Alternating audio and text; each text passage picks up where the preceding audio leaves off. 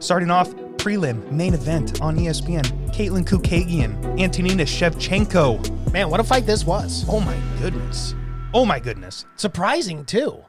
Surprising the turn of events. Yeah, I thought it would be so close. I know. was expecting a razor-thin close fight. I was almost expecting a split decision in some way, but oh my goodness, that was the exact opposite. And who would have expected majority of the fight to be on the ground? Oh, not me. I mean, I fucked half the podcast. We were texting back and forth. Yeah. Half the podcast last week was me saying about, this is going to be a kickboxing match with 4-ounce gloves. No one's going down to the fucking ground. This is why this main event in prelims, it's fucking going fucking straight to the feet. They're going to beat the shit out of each other. No, didn't happen. It didn't happen that way. The third happened. I mean, Antonina got beat up. Oh, but bad. It did. A lot of it took place on the ground. A lot of it. Dominant. From the very beginning, what, 20 seconds before she got that hip toss and takedown? Chookagian just impressed me, man. Yeah. I mean, she's a tough girl. Very I don't know why I picked against her. As soon as that fight started, I was like, oh no. Whoops, okay. She's coming out. She's like, here, let me just take out my last loss on her sister. Yeah. And that's what I felt like she did. Because, man, just the whole fight went her way. I thought standing up, she was the dominant one and definitely on the ground. Yeah. I mean, she had full mount for like a minute and a half. I'm like, God dang. Shevchenko just didn't have an answer. No.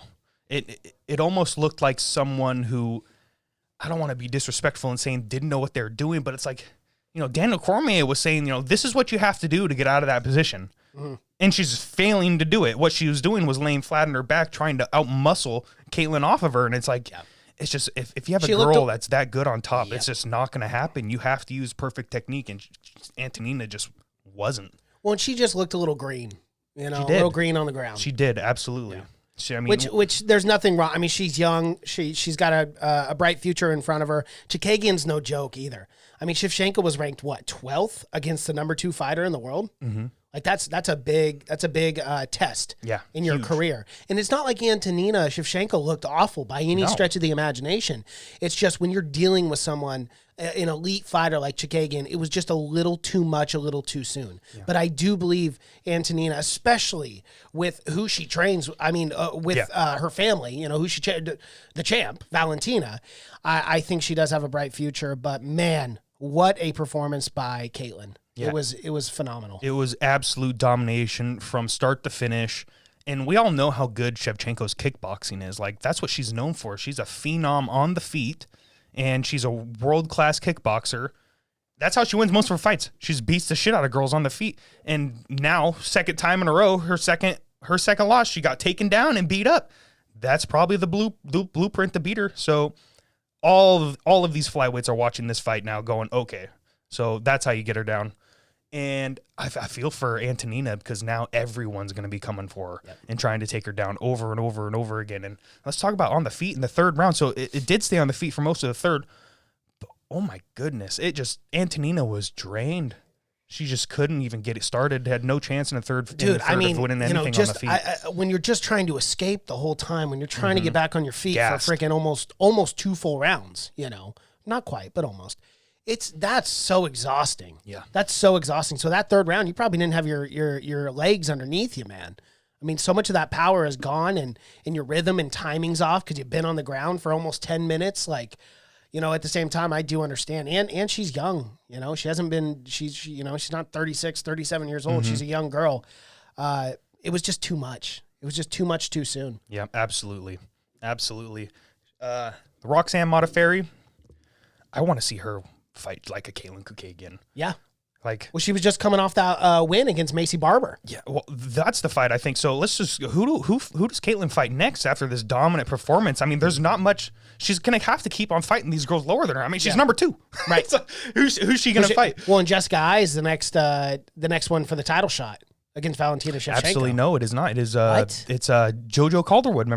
Remember, it was going to be 251 I thought it was in supposed to be Jessica, though. No, Jessica. No, remember, Jessica Eye got head kicked in the next dimension. By Valentina. But I thought she was going to get that rematch. No. Oh no. They're doing JoJo Calderwood. They already had that was official for 251. Well, then it's easy. Corona. It's easy for me. You either do that Jessica Eye fight or that Roxanne Modafferi fight. That's a great fight. Do the Jessica Eye rematch because that was the fight that got Jessica Eye the title shot. Yeah. Because Katlyn Chookagian used to be the number 1. Exactly. So, and you know what? Like, dude, when it comes to women's fighting, like, I think they deserve more than one title shot. If you lose, even if you get knocked out, I mean, 2-3 years down the road, if you continue to keep winning, if Jessica Ai were to go out there and beat a Chookagian, like, how do you not give her another title shot? Mm-hmm. Who else does she have to beat? You know, but as far as Roxanne Modafferi, I'm pretty intrigued by that fight. Mm-hmm. I got to be honest with you, because Chookagian looked real good on the ground against Antonina. Mm-hmm. I'd love to see how she'd do against Roxanne. And she'd most definitely have the striking advantage on the feet, or at least on paper, she has a striking advantage. You know, we all thought on paper Macy Barber had the striking advantage on the feet, but no, Roxanne said, "Oh, hey, wait up, real sec." She's like, "Oh, let me see that paper," and just fucking ripped it right up. Absolutely. So, yeah, she's a savage. That's a great fight, and you know, Katlyn Chookagian already beat Jennifer Maia. And Jessica Ai has a fight. They just announced that it was going to be main event, I think, in June 10th. I can't remember the date. Sometime in June, main event. I believe it was Cynthia Calvillo and Jessica Ai. So Jessica Ai now has a fight. I don't know if Katlyn Chookagian is going to take a fight this soon. You know, she didn't take any damage. I mean, she really didn't. No. So it was complete domination on her part. But I think realistically, the next time we see Katlyn fight would be August, September. Oh, Roxanne's top 5. Oh, wow. I didn't even know that. Oh, hell yeah, Why not? Do that fight. Do Katlyn Chookagian, Roxanne Modafferi. Winner of that fight is in position for a title shot. I mean, Valentina is going to be cranking out title defenses here, I'm sure. If she fights 2-3 times a year, she's going to be the greatest. No one's going to beat her. No one's going to beat her.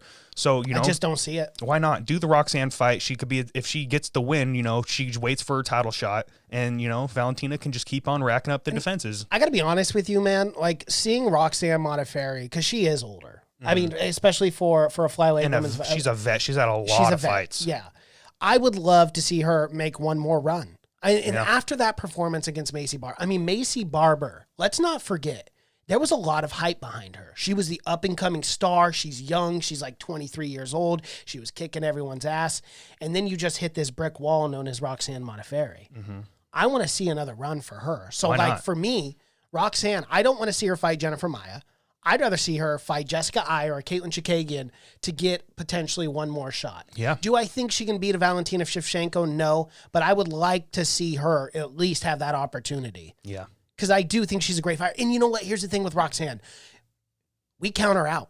Every time. She's one of those fighters that everyone, including us, will count her out. And she goes out there and she just upsets. Yeah. Like and it's so impressive. Undefeated fighters, fighters she was the biggest underdog in the entire world. Antonina Shevchenko, like they're like, this is gonna springboard Shevchenko up into the dimensions, and we might even get a Shevchenko title fight. Nope, she shut that shit down real quick. And then she goes out in Macy Barber as well. Oh my goodness, that one was worse. Yeah, that was just domination on her part. So like you've got to give Roxanne at least another pathway. Mm-hmm. To a title shot. She needs that respect. She already beat the up-and-comers. Mm-hmm. And like, for me, Roxanne Modafferi is not the gatekeeper. I look at her as a real contender in the flyweight division. Absolutely. And I really hope, like, Dana White and the UFC and everyone involved does as well. Because, I mean, to be able to beat both those girls back-to-back, you got to give her someone. Yeah. You got to give her a Jessica Ai or a Katlyn Chookagian. She's fighting these girls a little under her, those up-and-comers. She's proven herself. She's not just a gatekeeper. Give her someone that'll give her the path to the title. It's either Jennifer Maia or Chookagian. She ain't fighting Calderwood. Calderwood's going to fight Valentina. Yeah. Jessica Ai already has a matchup.